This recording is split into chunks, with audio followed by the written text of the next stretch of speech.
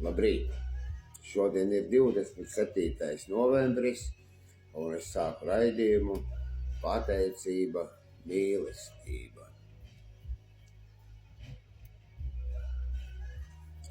Dienu pa dienai. Dienu pa dienai. Pats galvenais pieņemt to dienu pa dienai. Tāpēc es skaitu: Dievs, es esmu tavs, lai notiek tā, kā tu vēlies. Atbrīvo mani no patmīlības valgiem, lai es labāk varētu izpildīt tavu gribu. Un noņem man slogu 24 stundas dzert.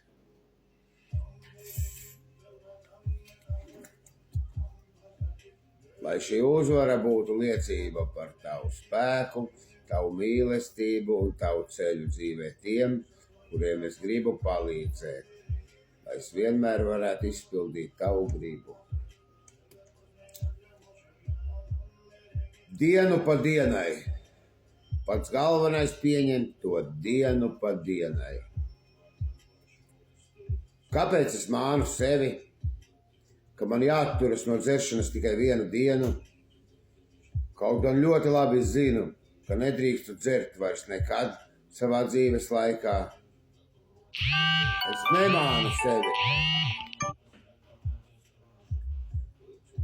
Es nemānu sevi, jo iespējams, ka tikai dienu pa dienai es varu palikt skaidrā ilgāku laiku.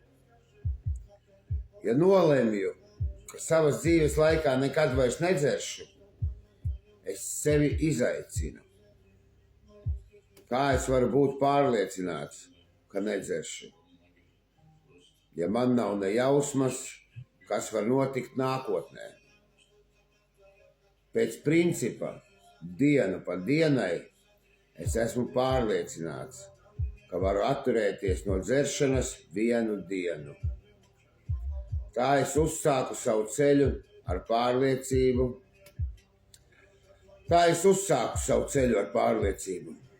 Dienas beigās es saņemu atlīdzību par sasniegumu.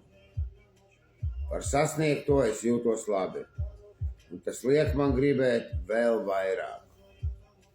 Un tāpēc es skaitu: Dievs, dod man dvēseles mieru, pieņem to, ko es nespēju mainīt, drosmi mainīt to, ko spēju, un gudrību atšķirt vienu no otra. Ne mana, bet tava griba, lai notiek. Un kā jau es vienmēr padomāju, tur dod, un tas es saku: Dievs, es esmu tavs, lai notiek tā, kā tu vēlies. Atbrīvo mani no patmīlības valgiem, lai es labāk varētu izpildīt tavu gribu. Un noņem man slogu 24 stundas dzert. Lai šī uzvara būtu liecība par tavu spēku, tavu mīlestību un tavu ceļu dzīvē tiem, kuriem es gribu palīdzēt, lai es vienmēr varētu izpildīt tavu gribu. Nu, kā jau ierasts 11. mēnesī, ir 11. solis. Centāmies ar lūkšanām un meditāciju pilnveidot mūsu apzināto saskarsmi ar Dievu, kā mēs viņu sapratām. Lūdzot tikai uzzināt viņa gribu pār mums un spēku to izpildīt. Nu, man te atšķirās 20. maijs, tas varētu būt 5. solis. Es palasīšu, kas man tur patiks, kas ne. 5. solis.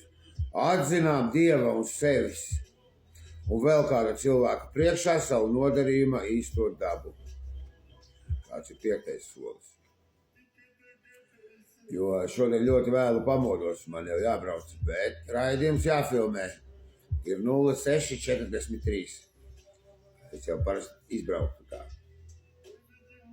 Jo dienu pa dienai un pats galvenais pieņemt to dienu pa dienai. Un kā jau man bija, kad es lūdzu augstāko spēku, mazliet disciplīnu, viņš man iedeva filmēt raidījumu.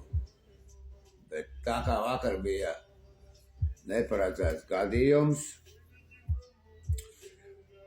Man tētis atbrauca un vajadzēja viņam palīdzēt. Tas bija saistībā ar manu profesionālo darbību. Un bija biezizējas situācija, nācās man pelnīt naudu līdz 23, 40. Kā jau parasti es biju, un pagulēju labi. Es domāju, kādi 4, skatos telefonā, nē, 6:30. Es ātri un filmēju raidījumu. Redzēs šodien laikam viens raidījums. Jo dienu pa dienai, pats galvenais pieņemt to dienu pa dienai. Disciplīnai jābūt ir, manā gadījumā tas ir raidījums. Pārvis noledzinu, ieļi runāju, bet dienu pa dienai filmēšu raidījumu, braukšu uz sadraudzību un lūkšu. Dievs, es esmu tavs, lai notiek ar mani tā, kā tu vēlies, atbrīvo mani no patmīlības valgiem, lai es labāk varētu izpildīt tavu gribu. Un galvenais, noņem man slogu 24 stundas dzert. Lai šī uzvara būtu liecība par tavu spēku, tavu mīlestību un tavu ceļu dzīvē tiem, kuriem es gribu palīdzēt. Lai es vienmēr varētu izpildīt tavu gribu. Nolasīsim, kas bija 27. novembrī, jo man interesanti. Es te vēlāk raidījumu klausīšos un, es braukšu uz sadraudzību un klausīšos. Ir rampas gaismas bīstamība. Rampas, laikam, kur bulli ved augšā rampai uz kaušanu. Rampas gaismas bīstamība.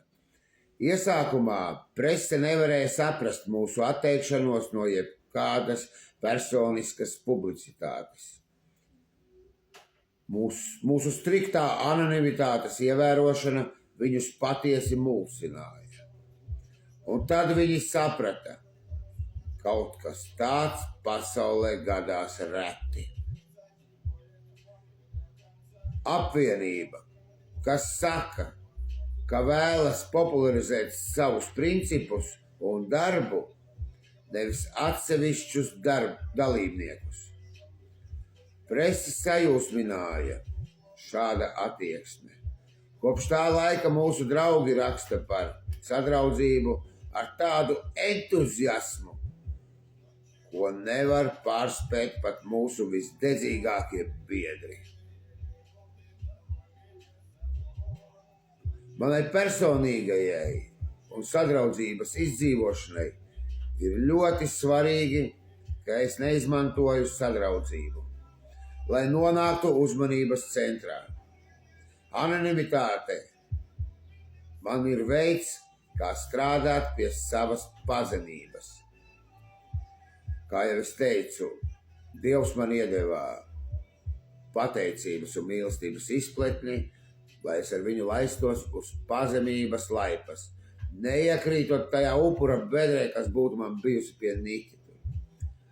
Tā kā lepnība ir viens no maniem visbīstamākajiem trūkumiem, tad viens no labākajiem veidiem, kā to pārvarēt, ir pazemības izkopšana. Sadraudzība kļūst pazīstama visā pasaulē, savu principu un darbu popularizēšanai, izmantojot dažādas citas metodes, nevis atsevišķu biedru pašreklāmu. Manas jaunās attieksmes un nesavtības radītā pievilcība veicina sadraudzības labklājību daudz vairāk nekā sevis reklamēšana.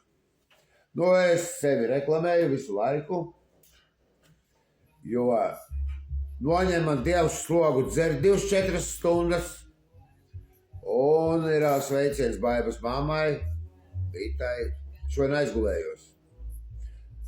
Un slēptā reklāma. DVDR Laurencio. Es vienmēr reklamēju sevi. DVDR Laurencio.